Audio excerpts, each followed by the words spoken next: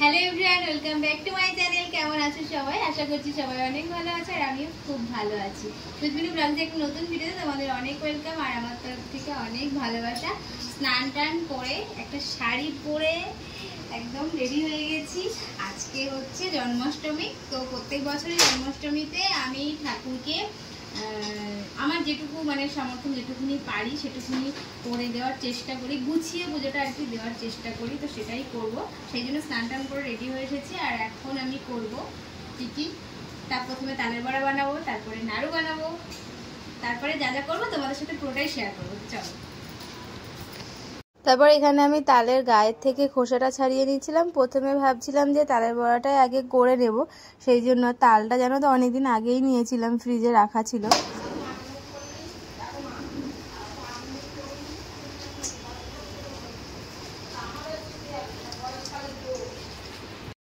তালের গায়ে থেকে কিন্তু তালের শ্বাসটা কিন্তু পুরোপুরি দেখো সুন্দরভাবে কিন্তু বার করে নিয়েছি আমি এদিকে। এরপর